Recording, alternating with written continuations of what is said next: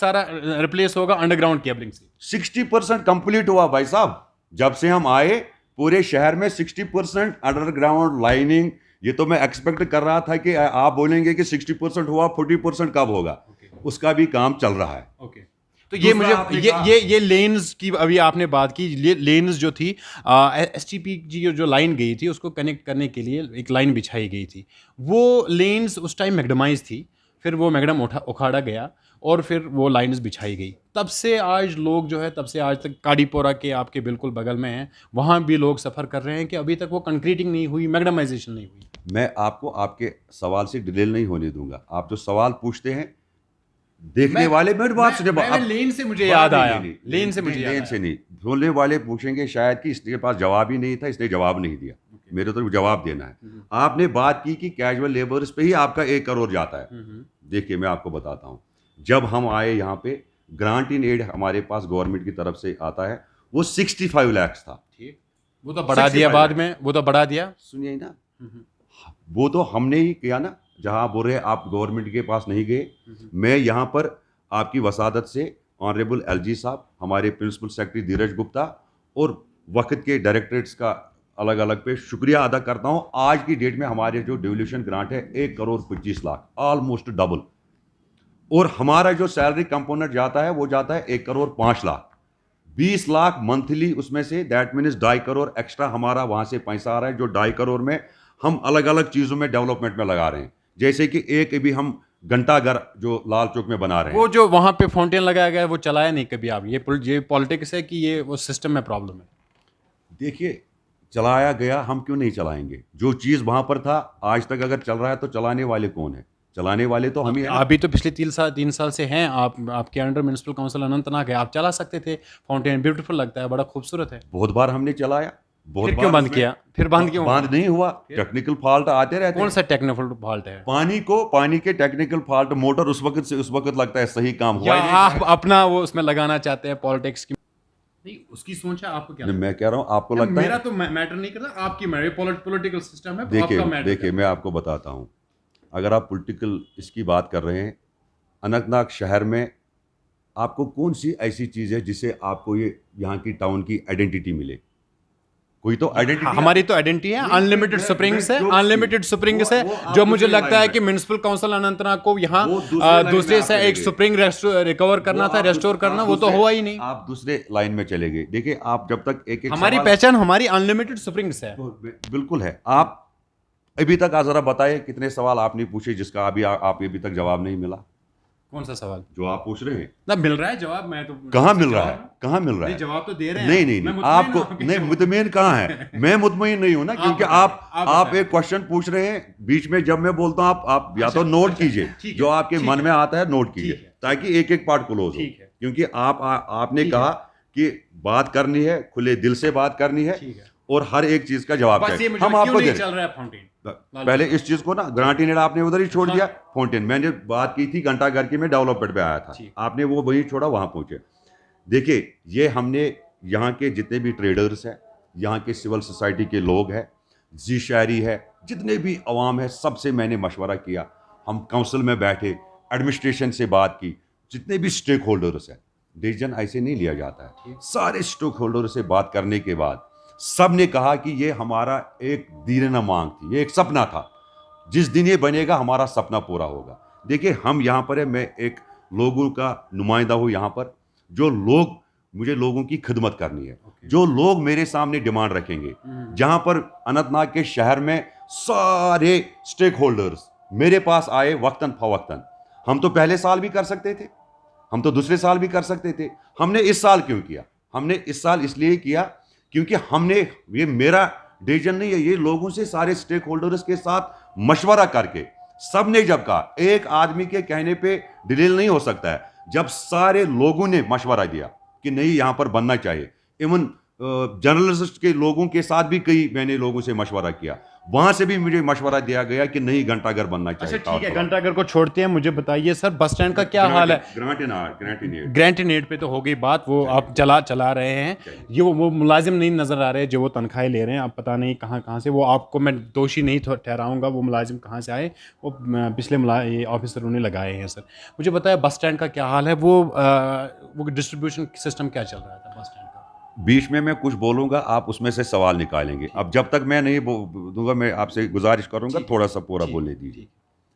आप कह रहे हैं 3 साल में आए, आपका क्या क्या था? एक दूसरा जो मेन हमारा तीसरा पार्ट था, अनंतनाग को डिकंजेस्ट करना। इस जिम्मन में district administration, district police, municipal council Anantnag, मैं बैठे, वो सपोर्ट नहीं हुआ, वो आपको इनिशियली सपोर्ट नहीं हुआ उनसे, आप करना चाहते थे, उसमें हाई कोर्ट की डायरेक्शन है, आप जहां शिफ्ट करना चाहते थे वेंडिंग मार्केट, वहां हो नहीं पाया। मैं उससे वाकिफ हूं, अवाम भी उससे वाकिफ है, आपने बहुत कोशिश की उसमें, लेकिन उस टाइम की एडमिनिस्ट्रेशन से आपको ज़्यादा सपोर्ट नहीं मिला। उसके बाद भी आपने कोशिश की, लेकिन जो वो डिस्ट्रीब्यूशन पैटर्न पे जो बस स्टैंड की हो गया, वो पैटर्न एक बना, उसमें बहुत सारी एलिगेशन भी बाद में आ गई, वो एक्चुअल कंसेप्ट क्या था वो मुझे बताएं। मैं तभी बोल रहा हूं, अगर आप तो मुझे जवाब दे नहीं देते हैं। नहीं आप दीजिए ना, मैं तो बस स्टैंड का बोल रहा हूं। मैं तो बस स्टैंड पे ही आ रहा था ना। आपके कंसेप्ट क्या था? आप एक चीज को खाली ये बोलेंगे पार्टीशन क्या हुआ, जब तक आपको समझ नहीं आएगा ये मैं आपको तो जवाब नहीं दे रहा हूं ना। आप यू आर रिप्रेजेंटिंग, लोगों की आवाज बनकर आप आए हैं ना, तो लोगों को तो मुतमईन करना है ना। ये एक प्लान बना कि अनंतनाग शहर को डिकंजेस्ट कैसे किया जाए। डिकंजेस्ट मतलब ये है कि अगर हम खनाबल से या मेहंदी कदल से जंगलात मंडी जाते थे, एक कोई मुझे बताए कि कोई पटरी पे चलने की जगह होती थी, सब जगह रेड़े होते थे, सब लोग सड़क के बीच में से चलते थे, लाल चौक के बीच में स्टैंड, मटन अड्डा में स्टैंड, सारा हेफाजत मैनर में था। तो एक डिसीजन लिया गया कि जो पहलगाम, हपतनाड़, चित्रगुल साइड से गाड़ियां आएंगी, उनके लिए जनरल बस स्टैंड, पूरा आप सुनिए, जनरल बस स्टैंड में जगह रखी जाए। दूसरा, जो काजीगुंड कुलगाम से आए उनको वजीरबाग में के पास रखा जाए। तीसरा, जो कुकड़नाग डूरू से आए उनको अशजीपोरा में रखा जाए स्टैंड्स को, ताकि जो शहर मेन सिटी जो है, रीजन यही है कि 2 बड़े हॉस्पिटल है यहाँ पर। वो अब ये सिटी कहाँ रही? अब ये स्टैंडों की सिटी रही, जिस तरफ देखो स्टैंड्स बने हुए। वेरी गुड, बाई स्टैंड थे शहर में, उनको तो हमने निकाला ना बाहर। जनरल बस कहाँ निकाला? वो दोनों जगह पे है। जहां आपने यहाँ मेहंदी कदल पे एक को शिफ्ट किया था, वो तो वहां भी फंक्शन कर रहे हैं और वजीरबाग पे भी फंक्शन कर रहे हैं। मेहंदी कदल में जो एक है वहां पर, उसमें कोर्ट में चल रहा है अभी। बहुत आपको पता है कि अनंतनाग को सिटी ऑफ स्टैंड्स कह रहे हैं। क्या बात कर रहे हैं आपसे? अनंतनाग को इससे पहले सिटी ऑफ स्टैंडर्ड्स कहना चाहिए था, लेकिन वो हुआ नहीं प्रैक्टिकली। जो आप करना चाहते हो वो प्रैक्टिकली हुआ नहीं। देखिए, तब्दीली एट अ टाइम तो कभी नहीं आती है, मगर ये तो आप जरूर कह सकते हैं कि अगर 22 स्टैंडों में से 21 हमने शिफ्ट किए, एक स्टैंड जो अभी भी है, उसका मतलब 95% तो हम कामयाब हुए। एक स्टैंड शिफ्ट ना होने की वजह से आप 100% तो डिटेल नहीं कह सकते हैं ना। देखिए, हमारा मकसद यहाँ पर म्युनिसिपलिटी हो, एडमिनिस्ट्रेशन, डिस्ट्रिक्ट पुलिस का हो, सड़क गाड़ियों के चलने के लिए है। तो बस स्टैंड पे आप जवाब नहीं देना चाहते? मैं उधर ही आ रहा हूँ, सुनिए। ऐसे कोई जवाब आप ऐसे चीज पर नहीं होता है ना, आप पूरा सुनिए। सड़क गाड़ियों के चलने के लिए है, पटरी लोगों के लिए चलने के लिए है। उसके बाद जो पटरी वाले हैं, रेड़े वाले, गरीब तबके से है, हम पहले दिन से उनके खिलाफ कभी नहीं थे। मेरे पहले दिन से उनके साथ हमदर्दी है, आज भी है और कल भी रहेगी। उसके जिम्मन में एक प्रॉपर सिस्टम हमने किया। पहली बार हमने वेंडिंग मार्केट बनाए। एक हमारे टाउन हॉल के सामने मटन अड्डा है, यहाँ पर वेंडर्स है। बस स्टैंड में जहां मैं आपको जहां की आप बात कर रहे हैं, वहां पर 2 वेंडिंग मार्केट। आपको नहीं लगता एसएनडी एंड सोमो स्टैंड की एक बड़ा प्रॉब्लम है कंजेशन का? एसएनडी एंड सोमो, उस पे आपने क्यों नहीं? डिटेल नहीं होने दूंगा, आप नोट कीजिए अपने क्वेश्चन, फिर पूछिए, वो बाद में पूछिए। उसके बाद 2 वेंडिंग मार्केट वहां बनाए, एक वेंडिंग मार्केट जंगलात मंडी के बाहर बनाया।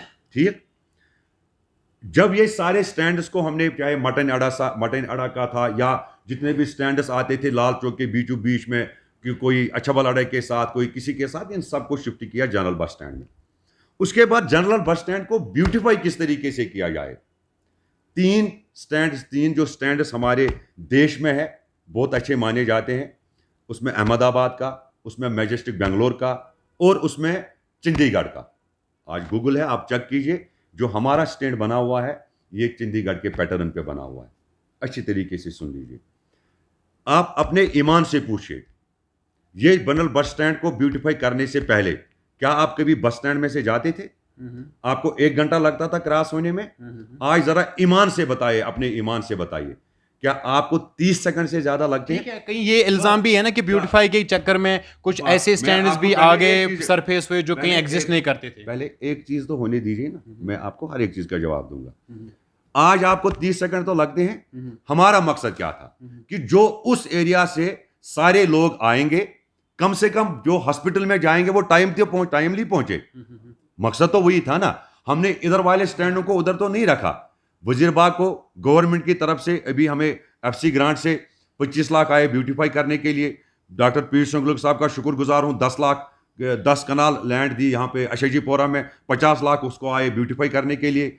50 लाख और सेकंड फेज में पिछली बार हमने म्युनिसिपल काउंसिल से यहाँ अपने रिसोर्सेज में किया।